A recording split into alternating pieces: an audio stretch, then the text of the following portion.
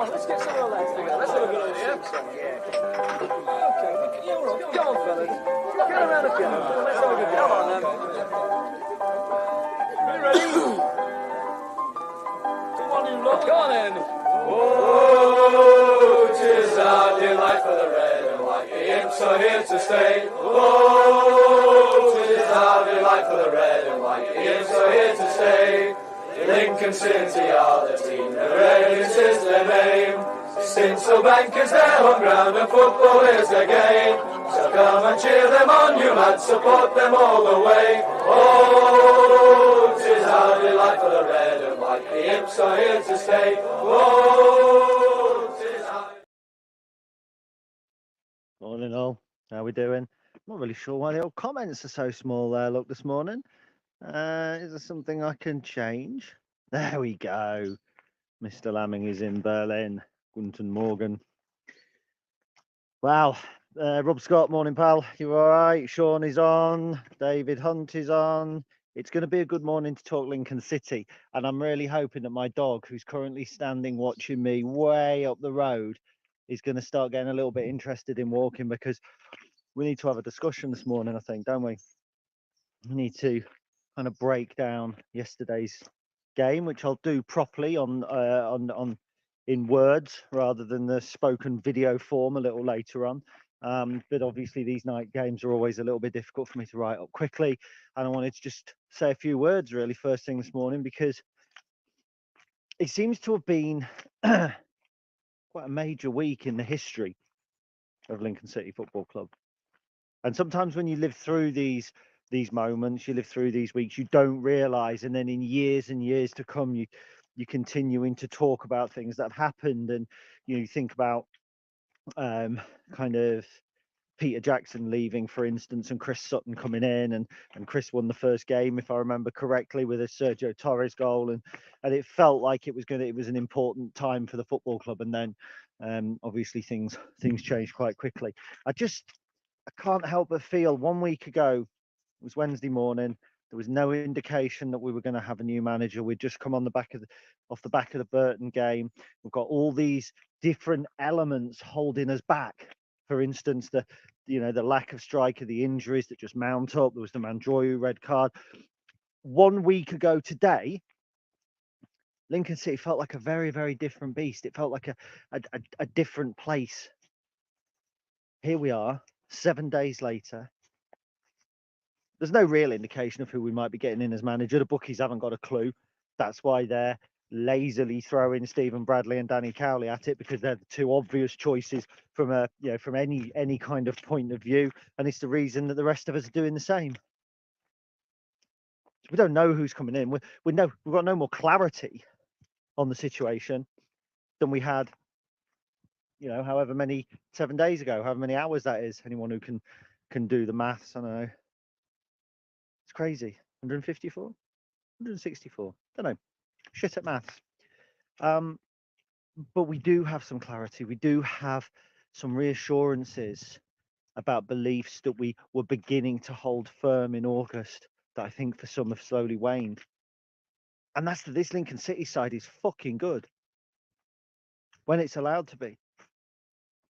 And my mate Pete, I mentioned him quite a lot. He messaged me last night and he went, taking a 1-0 lead away from home and withstanding a second half onslaught in one game, going 1-0 behind at home and then coming back with a flying performance in the next. He said, that's some job interview. Now, I'm not going to start talking about Tom Shaw for permanent manager right now. Certainly could do a lot worse. And if you look down the odds at the 33-1, there isn't many in there that I would take over Tom at the moment. So, but I'm not discussing that. I'm discussing potential and possibility. I'm discussing evidence. We let a really poor goal in last night. We did. From my angle, it looked like a keeper error. I think probably looking back at the replay last night, just a little bit of poor defending. Just switch off for a second. We let a goal in. We're 1-0 down to a team packed with quality. George Dobson, Scott Fraser, Blackett Taylor, Miles Lieburn, Alfie May. Oh my Lord. You know, it's almost like a who's who of players that should be in a top 6 side at this level. 1-0 down to that. Didn't think we'd started badly. If I'm honest, people said, oh, apart from the first 10 minutes, etc., thought we had some good control in the first 10 minutes. I thought that we looked comfortable on the ball, but we looked brave and we looked adventurous. And it's easy to do, or easier, should I say that, to do that against a team like Charlton that have come here. They scored 4 on Saturday.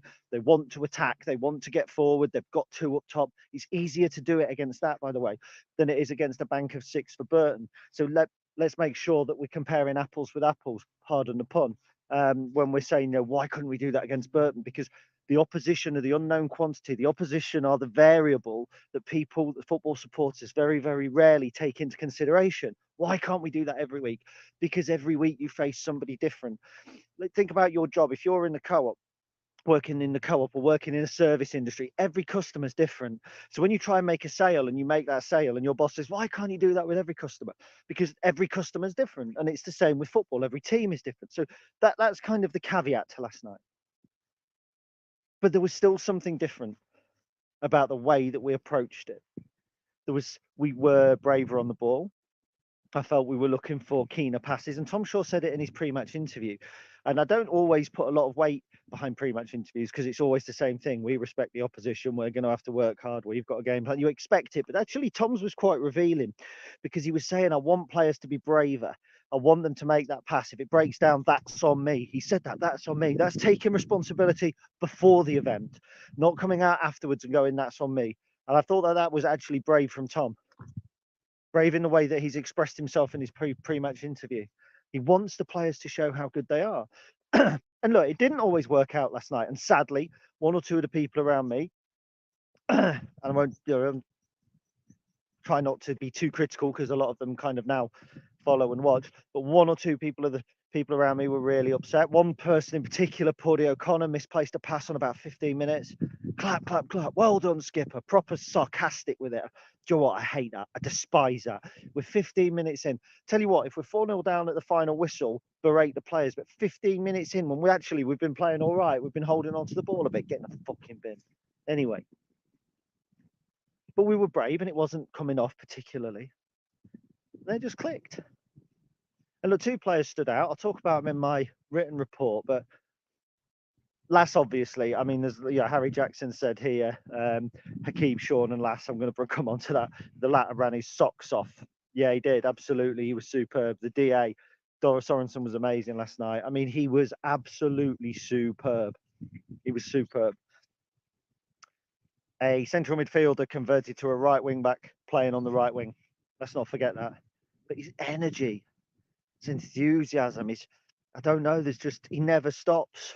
Mark Home mentioned it on the radio, 86 minutes. Who's the guy making the long busting run down the wing for the long ball? I thought for the first time by about 90 minutes, he looked about done, and I haven't seen that ever with Lass, and that shows how much ground he covered. Hacks. I've been critical of Hacks recently, that he looks like the square peg in the round hole, but bloody hell, last night he didn't. And the front 3 was fluid, and it had to be, because you've got a winger, a central midfielder, and a right wing back all across the front.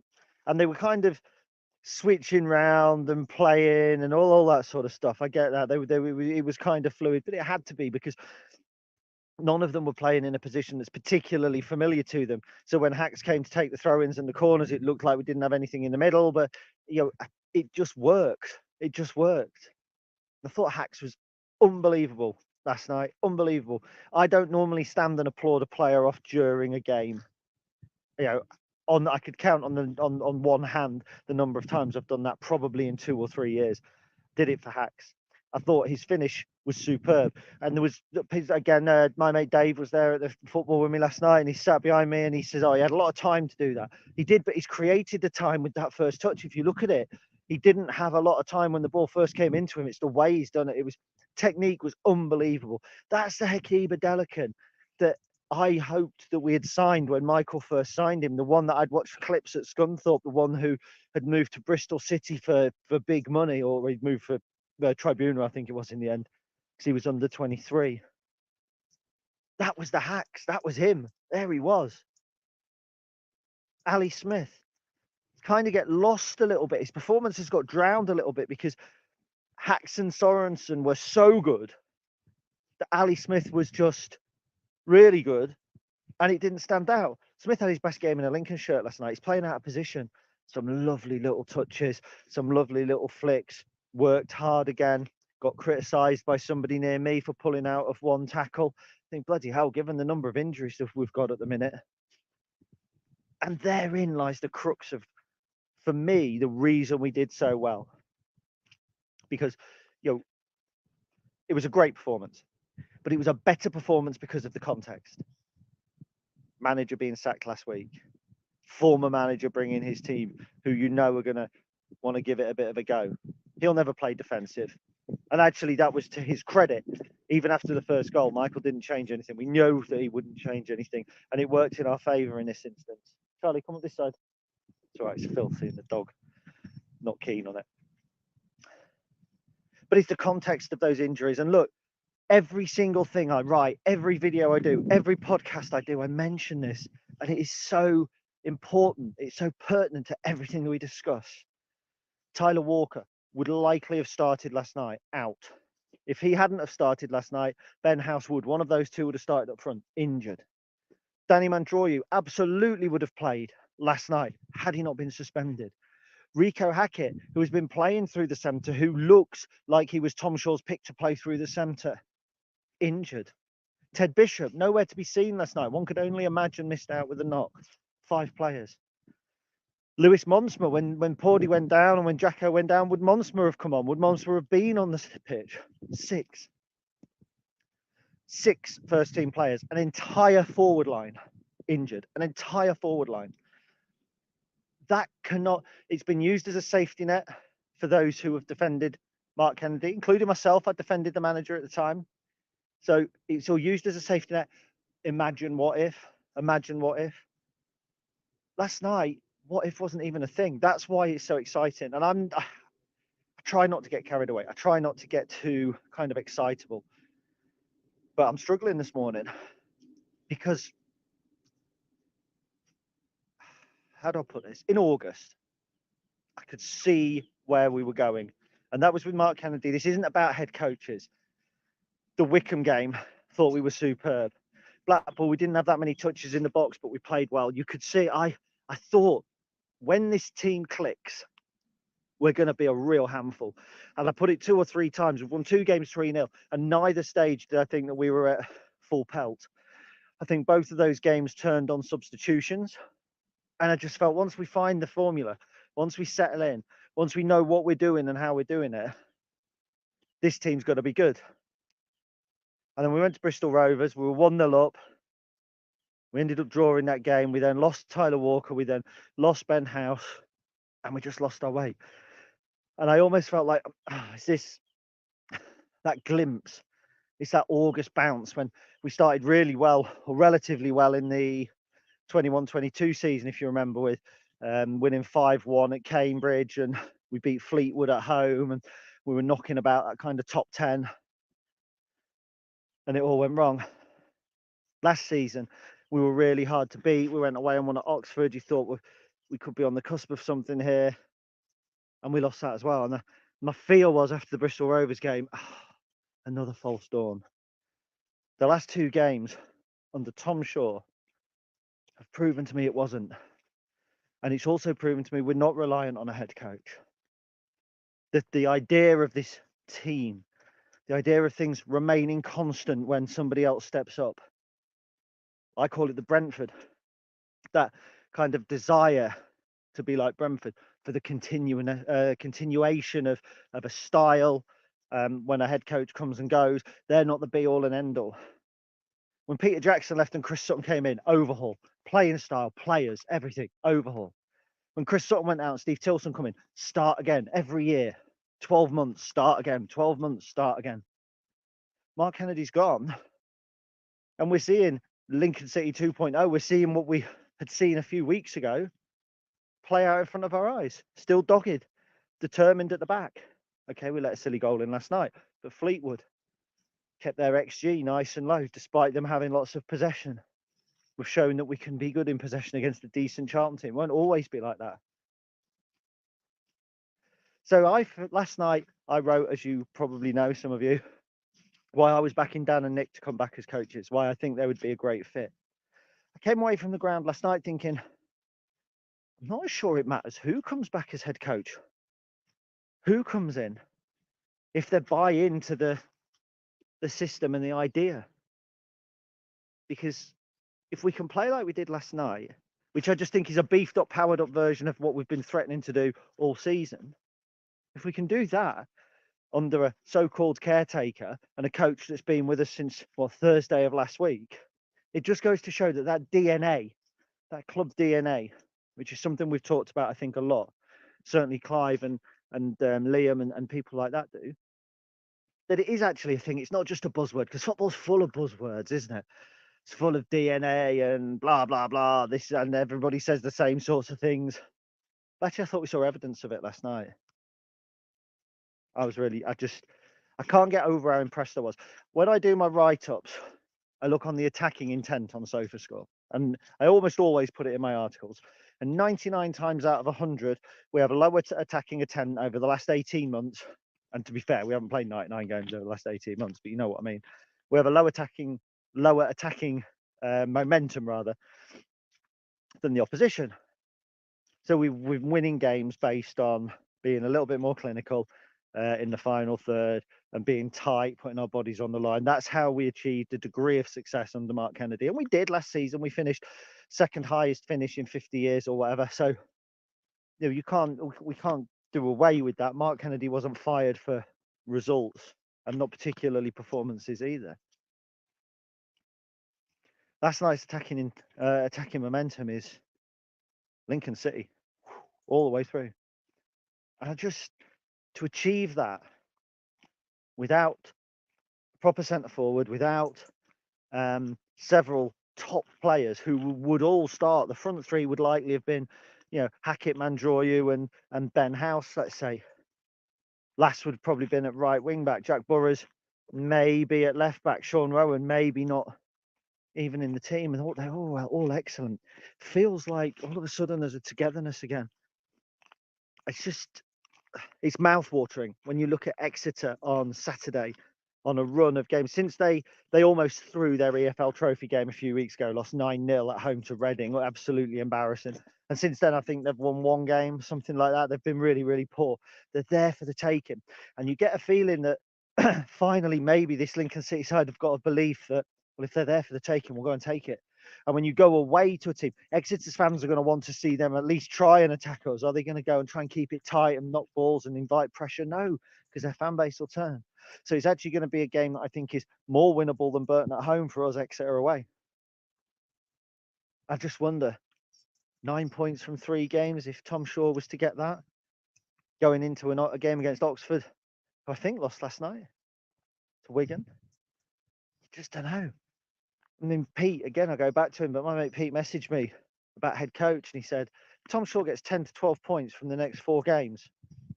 It's going to be hard not to consider him for the head coach. Last night, he obviously said about the job interview.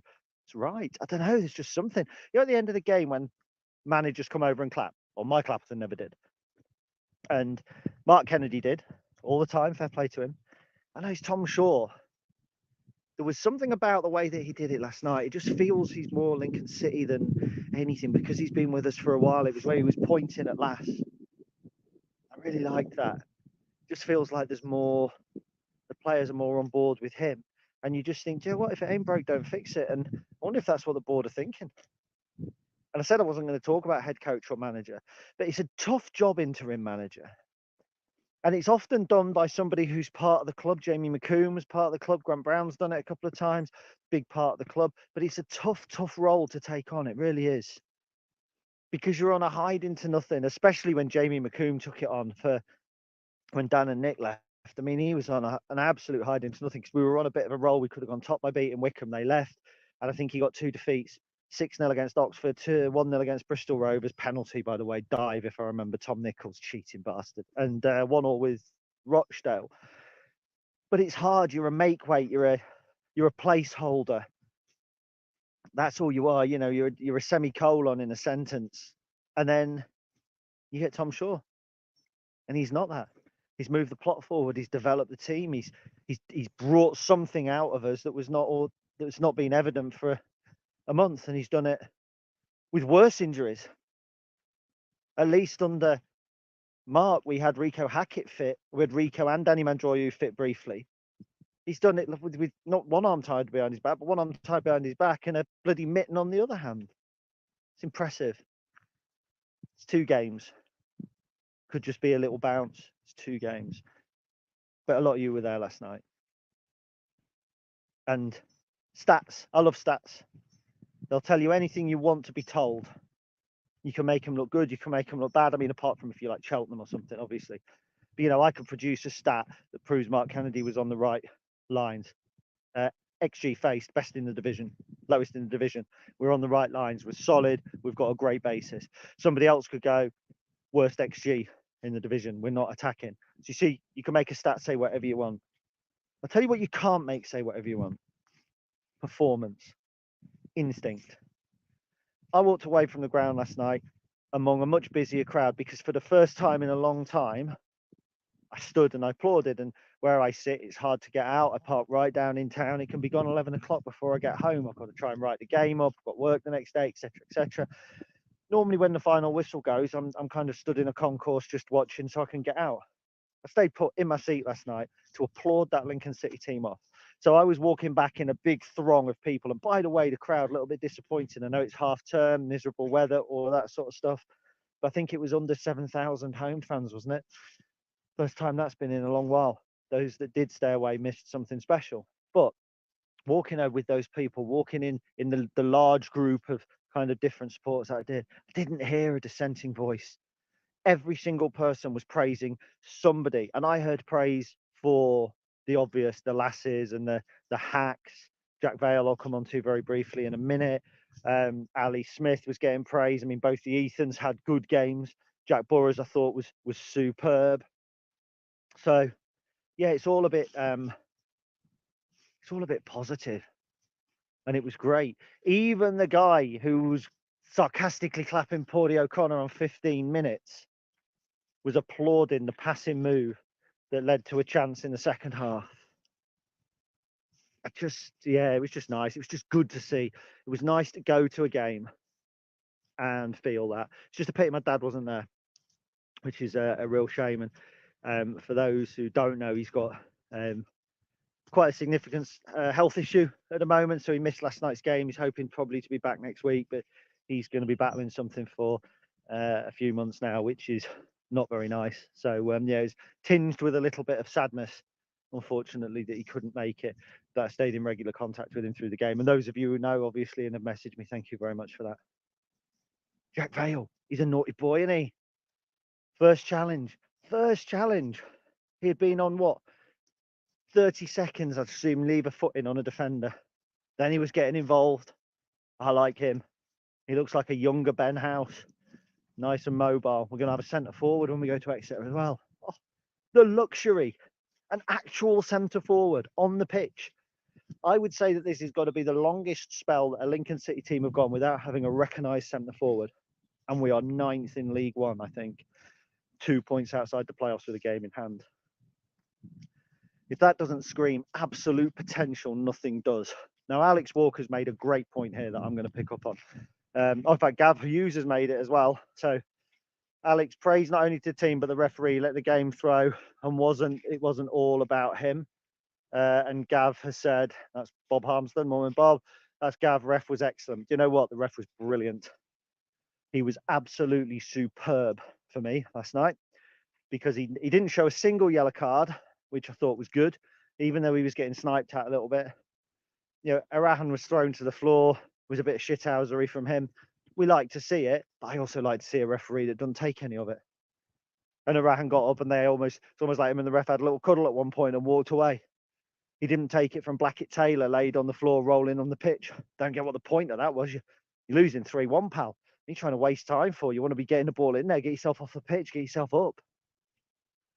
Thought he was brilliant. The referee, Darren Middleton, first year referee. I think in games leading into this, he had refereed something like 119 games and sent off 30 people. He's always appeared to be card happy. I don't understand why refereeing like that yesterday. I thought he very rarely got anything wrong at all. Fair play to him, superb. Right, let's have a look through a couple of your comments and then I'm going to disappear, mainly because I need a wee. So Andrew Price says Ali Smith was absolutely outstanding. Win on Saturday and he has to get the job. I'm assuming he doesn't mean Ali Smith as coach, of course. I mean, that's for Tom Shaw. Chris Keneally couldn't make the game last night, but the young boy was training. Carl was there and loved it. Hope whoever the new gaffer is invested in youth. 168, that's how many hours? 168 hours between Mark Kennedy going and, well, between last Wednesday and this Wednesday morning, to be honest. So that's, there we go. Thank you for that. My maths are terrible. Connor says, are we privy to individual running stats? Seems like they all ran 100 miles last night. Y Scout doesn't have that, I'm afraid. I think that'd be the GPS models from the club, and the club don't obviously release any of that. Daz says, turning into £1 million player is Lass. Alan Caraha says, we'll be lucky to keep Lass. Probably agree with that. I'm not sure if we have an option on his contract or not. If we have, we want to be triggering it right now because he is everything that you want in a Lincoln City player. I think somebody, I don't know if it's on this, I don't think it's on this chat, but somebody said he channeled his inner Gareth Ainsworth. I like that. Charlie, come on, we'll go back, boy. I do think that's a great example.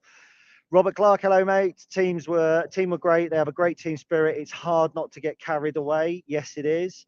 David Elkington, fantastic last night. Best for a long time. Organised and expansive, dynamic and played with freedom. And everybody put a shift in. Great goals too. But it's one game. It is one game. You're absolutely right. Tell you something, they were good goals. Hax's, the overlap, the Lass and the Boroughs was really nice. The finish is, do you know what? I just think it's superb. The touch and the finish is quality. And then the second goal, I'm going to try and count how many passes were made prior to the second goal because it just looked like we kept the ball for an hour. It was prime Appleton ball with an end product. It felt like what he used to do when we were winning in the early part of the 2021 season, and we were tearing teams apart. We looked so good on the ball. That was prime Appleton. And then the last goal, great little finish from Sean Rowan. Lovely run as well. When you watch it back, you watch the run he makes. It's so clever. Such a good player. Really, really good. I'm really pleased. Matt Walker says, I heard a few people that DC was at the game last night. Any truth? I am literally ignoring anybody who messages me with DC snippets. I had one guy message me last night saying, strong rumours that Danny Cowley's going to be unveiled at half time. When on earth would you unveil a new manager at half time? I'm not criticising the person that's passing it on because he's heard it from somebody he trusts and all that. But not for me. I'm not listening to rumours about who's at the game, who's here, who's there. I don't think the board would have a new manager visible at the game, a new head coach, unless they were a long way down the line and it had already probably been announced. I'm just not buying it. I am not buying it. David Elk says players prove they can do this. They have high levels. Too early to name Tom Shaw head coach, though. Very interesting. Sean says whoever comes in has a great team to work with. Yep. Andrew Gray says, do we not think Mark Kennedy bought into the idea philosophy? I think that's of the team. I thought he did. I just think perhaps the fact that he was fired and it was not for footballing reasons suggests that behind the scenes he didn't. But then we're judging Tom Shaw on what we can see from the front. But Tom's been with us for a long while now, 5 years, 6 years at the club. So I get the impression that he would buy into it more because obviously that he's kind of been part of the club for much, much longer. Kevin McGill, all about playing with the break off. Kennedy was far too defensive minded, particularly at home, as you say, very low attacking momentum, boring. Not last night. It feels like we have our imps back. Yep. And again, I keep going back to the fact it's one game. I keep going back to that. And maybe the fact that we've been struggling in recent seasons, particularly to put teams to the sword, that we've finally seen it, that we've finally seen a Lincoln City with significantly better attacking momentum than the opposition, and a good opposition, dare I say. Decent players expecting to be around the top six this season. I think I even tipped them for the top six this season. It's not like we've gone out there against a Cheltenham who we only beat, who we beat 2-0 a couple of weeks ago, who are really poor, is it? Molly Wallhead, morning, Molly. Still buzzing this morning. Fabulous performance and so energised. Said last night they played like the shackles were off and had a freedom to play football. Yup, up the mighty imps. Jimmy Christopher, morning, pal. Great night and performance last night. Real passion and belief up the imps. Absolutely. I'm not quite sure. Plug spooky, PLG spooky, something like that. Word of the day is mojo. Yeah, fair play. Yeah, I'll buy that. Mojo. Kate Jackson, Michael Appleton failing to win a match at the LNER shock. I won't call Michael Appleton. I like the guy. Never make any secret of that at all. On a one-to-one basis, I thought he was a cracking bloke, and I think his public persona didn't properly convey the type of person that he was, but I'm not going to get into that because for last night he was the opposition manager. The narrative is that all the players that he cast aside, last 19 starts under him in that first season, brought on 11 times, I think, from sub. Hacks couldn't get a game after Carlisle. Sean Rowan, one appearance against Bowers and Pitsy. Three great players last night. So you take pride and happiness, I think, in that. But yeah, I liked Michael. Steve Turner, morning, mate. Any other game and Adelican gets man of the match, led the line and ran from the attack. Yeah, any other game bar one where Lass Sorensen does what he does. Because it was every single time he got the ball, he was beating players, he was taking players on. Do you know what it proves? That we've needed the width. That was one thing I said last night, is width. And we play with those kind of two wide players tucked in, and I get why. But last night there was just more width. Ali Smith offered it. Jack Burrows on the overlap offered it. Lass Sorensen was offering it. We used the pitch, and Lass gets at players. And do you know what? People say you've got to get the crowd on the feet, and you get the crowd on the feet by creating chances and having shots, and you do. But you get the crowd on the feet by a dip of the shoulder, by a ball going into the box and being deflected out. You can get the crowd up by winning a corner and then putting a corner in, it being cleared, and you lashing one wide from 18 yards. No closer to scoring than you would have been if you'd tippy-tapped it about and lashed it in, but that gets the crowd up. Here we go, pumping up. And that's it.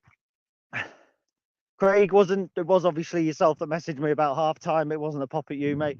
Would you give it to Tom, and do you think it's a serious option for the club? Not up to me whether I'd give it to Tom or not. I think it's too early to say, but I think it's a serious option. When will Chris Cohen come in to help us? I think he's already here, Michael. I think he was here. I think he was on the bench last night. Dean Wagstaff, Lassie's sofa score rating didn't do him justice. That's why when I do my write-up, I'm not putting it on. He got 7.3, I think. 7.3. What game were they watching? Sid, hope you're well. Brilliant last night. Once went 1-0 down, the pressure was off, and we put it to Charlton, who before last night was 0-0, no draw, 2 lost, 2 away from home. Yep. Yeah, I'd let everyone else read that out. I think the goal allowed us to show some real character as well. Going 1-0 down. How many times in recent weeks have we gone 1-0 down and you've gone, well, that's the game gone then? Or we've scored and then they've equalised and you've gone, well, no, we're not going to score again. Just unbelievable. I don't think I've missed too much out. Ben Harrison, did I miss you? Please, for Hacks, he has real ability if he puts a shift in. He's out of position. Sometimes I look at him and he's frustrating, but last night he was outstanding. I hope he uses it. I hope he fires himself on with that. But anyway, do you know what? 100 people watching this morning. Dog walks normally get 30 or 40 at any one time, up to 100 at this time. You know what that proves to me? It's not just me getting, not carried away, but it's not just me getting enthused. It's not just me getting passionate. Not just me that saw something last night that we haven't seen for a long while. You know, it's a collective. If I'm up, in terms of people watching this video, normally 30, we've got 90 now. So if I'm up 300% in terms of views, for me, that shows a sway of positivity. We're a small cross section, you and I, the Stacey West viewers, readers, contributors. We're a very small cross section of Lincoln City support, but we are a cross section. We have different beliefs about the managers, the way we should play football, the way that the club should progress. We have a lot of different elements and different people and different views. But it feels like collectively we all saw something last night that has fired us up. 300% increase in people just going, do you know what? I want to watch this odd little ginger fella talk about Lincoln City and see what the people that are watching him have got to say. It's good. I feel better right now than I have at any point since the season kicked off. And that includes after beating Wycombe 3-0, which I thought was a real high point. That includes after coming away from West Ham, narrowly beaten, coming away from Sheffield United, having beaten a Premier League team. I feel more positive now. I feel more positive about going into a game on Saturday where we will be without at least 4 first-team attackers than I ever considered that I possibly could. 90 minutes of football changed that. 90 minutes of football. Kevin Wallhead, it says something when the two Ethans in the middle don't get a mention. Damn right it does. Are we on the cusp of something? Tom Shaw's revolution? I don't know. This isn't a good League One. Wasn't a good League One last season. We make it look at times like it's better than it is. But there are no teams that have stood out. Portsmouth are 5 points clear. We probably deserved to take something from the game against them. Certainly in the first half, if I remember. We were worthy of taking something from the Portsmouth game, and they're 4 points ahead. This Lincoln City side is talented. If and when we get our players back, if and when we get into our groove, there's absolutely no reason, I'm going to say it now, well, we can't be knocking on the door of the top 10 all season. What a great place to be in. I'll finish it with Robert Clark. League One is wide open this season. It absolutely is. Reasons to be positive, reasons to be cheerful. The sun's shining. Lincoln City have got 6 points in 6. We're going away to Exeter on Saturday. Ladies, gentlemen, boys and girls, thank you for joining me. I hope you've enjoyed the stream. Subscribe to the YouTube channel, blah, blah, blah. But most of all, have a great day. Up the imps.